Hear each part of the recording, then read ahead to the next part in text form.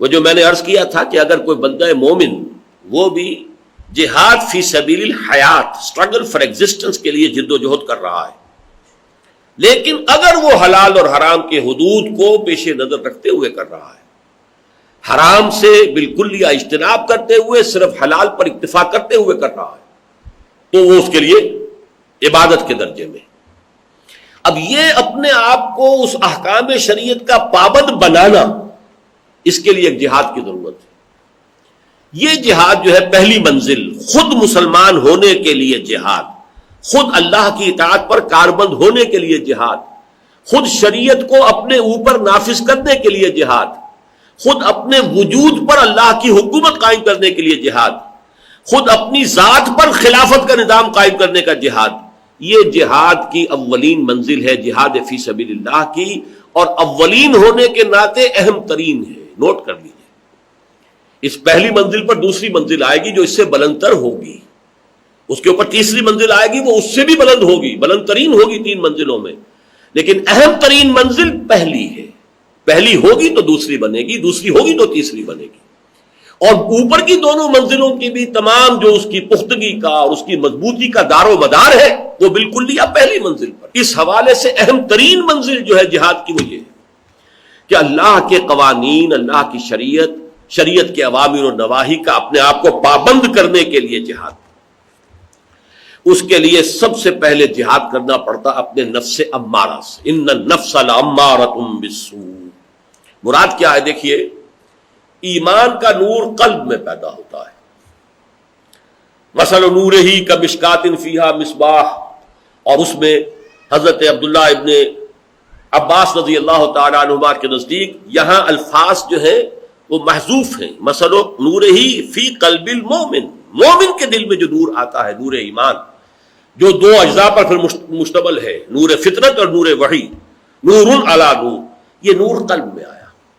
انسانی وجود میں اب اس کے جو اینیمل انسٹنکٹس ہیں، اس کے حیوانی تقاضے ہیں، وہ بھی موجود ہے اور بہت زوردار ہے۔ ظاہر بات ہے کہ زندہ رہنے کا تقاضا بہت شدید ہے، اس زندہ رہنے کے لیے کچھ کھانے پینے کو چاہیے، اسے رزق چاہیے، اس کو اس کی تحصیل، پھر صرف یہ نہیں کہ وہ ضرورت کی حد تک ہو، اس میں کچھ لذات بھی ہیں وہ بھی لگا دیے گئے، ٹیسٹ ہے، ٹیسٹ بڈز اللہ نے پیدا کیے ہیں، اس میں اور اضافہ ہوتا ہے۔ پھر یہ کہ اپنی نسل کے بقا کے لیے اس کے اندر ایک جنسی جذبہ ہے جو فرائڈ کے نزدیک تو سب سے زیادہ قوی جذبہ ہے انسان کے اندر، انسانی محرکات عمل میں سب سے زیادہ پاورفل، سب سے زیادہ پوٹنٹ۔ میں یقیناً اس کا قائل ہوں کہ وہ بہت قوی ہے، بہت پوٹنٹ ہے، لیکن سب سے زیادہ نہیں، بس یہ اس کا مغالطہ ہے، لیکن ہے بہت قوی، اس میں کوئی شک نہیں۔ یہ جو اینیمل انسٹنکٹس ہیں جو نیچے سے آتے ہیں، انہیں تو اپنی گریٹیفیکیشن درکار ہے، یہ تو اپنی تسکین چاہتے ہیں، پیٹ میدا بھرا ہونا چاہیے، حلال سے ہے کہ حرام سے اسے غرض نہیں ہے، زبان کو چٹخارا چاہیے، جائز سے ہے یا ناجائز سے اسے بحث نہیں ہے، جنسی جذبہ ہے وہ تو اپنی تسکین چاہتا ہے، جائز سے ناجائز سے، حلال سے حرام سے اس کو بحث نہیں ہے۔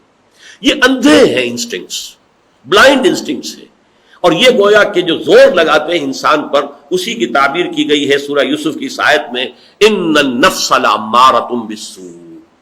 یہ جو ہمارے اندر کا حیوان ہے، جو اپنے اندر تمام حیوانی تقاضے رکھتا ہے، یہ کھینچتا ہے انسان کو برائی کی طرف۔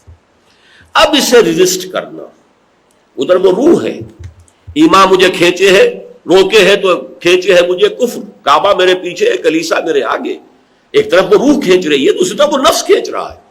یہ کشاکش ہے خیر و شر کی، جو ہماری شخصیت کا جو اندرونی میدان جنگ ہے، اس میں یہ دو فریق ہیں کہ جو ایک دوسرے کے خلاف زور آزمائی کر رہے ہیں، اور یہ نفس اتنا زوردار ہے، اس کے لیے واقعہ یہ ہے کہ جو بہترین تعبیر کی مولانا رومی نے، نفس ما ہم کم طرز فرعون نیست، لیکن ایرا اون نیست، یہ جو میرا نفس ہے یہ فرعون سے کم نہیں ہے، اس لیے کہ جیسے فرعون نے کہا تھا کہ یہ مصر کی حکومت میری ہے، الیس لی ملک مصر وہذہ الانہار تجری من تحتی، اور یہ سارا جو آبپاشی کا نظام ہے اس ملک کے اندر وہ میرے کنٹرول میں ہے، جس کا چاہوں موگا جاری رکھوں، جس کا چاہوں بند کر دوں، یہ میرے اختیار میں، الیس لی ملک مصر وہذہ الانہار تجری من تحتی۔ اسی طرح یہ نفس کہتا ہے یہ وجود میرا ہے، اس پر میرا حکم چلے گا، مجھے اس سے بحث نہیں، جیسے اس نے کہا تھا میں نہیں جانتا کون خدا، کون اللہ، کس نے بھیجا، کیا اس کا حکم، میں نہیں جانتا، اسی طریقے سے یہ نفس کہتا ہے مجھے نہیں کوئی پرواہ اس سے کیا حلال کیا حرام کیا جائز کیا ناجائز، میری نفس میری خواہشات میرے جذبات کی میری شہوات کی تسکین ہونی چاہیے. نفس ما ہم کم طرف سے اون نیست لیکن ایراون نیست. فرق صرف یہ ہے کہ اس کے پاس لاؤ لشکر بھی تھا، مدد تھی. یہ مدد پنجابی زبان میں بولتے ہیں فوج کو، یا مدد آ گئی. اس کے پاس چونکہ فوج بھی تھی لہذا اس نے زبان سے بھی کہہ دیا انا ربکم الاعلی. میرے پاس کوئی فوج نہیں ہے لیکن ایراون نیست، میرے نفس کے پاس کوئی اون نہیں ہے، کوئی مدد نہیں ہے، کوئی فوج نہیں، تو میں زبان سے تو کچھ نہیں کہہ نہیں سکتا. لیکن اندر سے میرا نفس یہی کہتا ہے کہ یہ وجود میرا ہے، میرا حکم چلے گا، مجھے اس سے کوئی غرض نہیں کہ کیا حلال ہے کیا حرام ہے کیا جائز ہے کیا ناجائز. اب یہاں نوٹ کیجئے حضور کا فرمان نہایت حکیمانہ فرمان.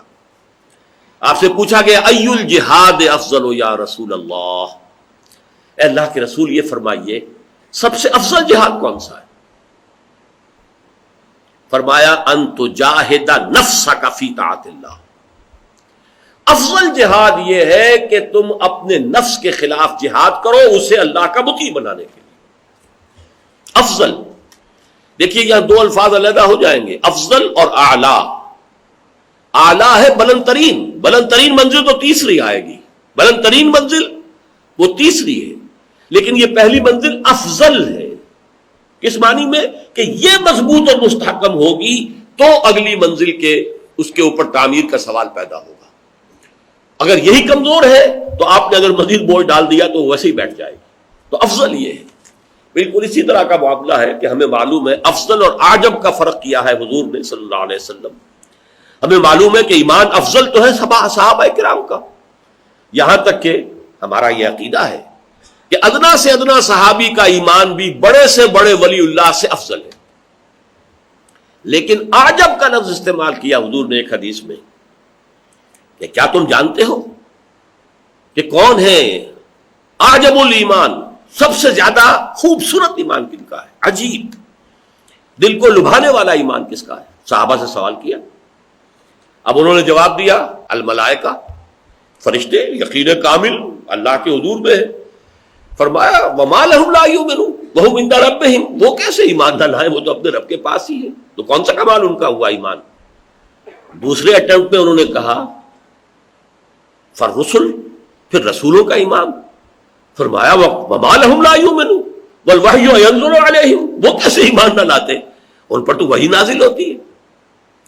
تیسرے میں پھر انہوں نے بڑی ہمت کر کے جرأت کر کے فنحن، پھر ہم ہیں، ہمارا ایمان ہے. آپ نے فرمایا ما لکم لا تؤمنون وانا بین اظہرکم، تم کیسے ایمان نہ لاتے جبکہ میں تمہارے مابین موجود ہوں.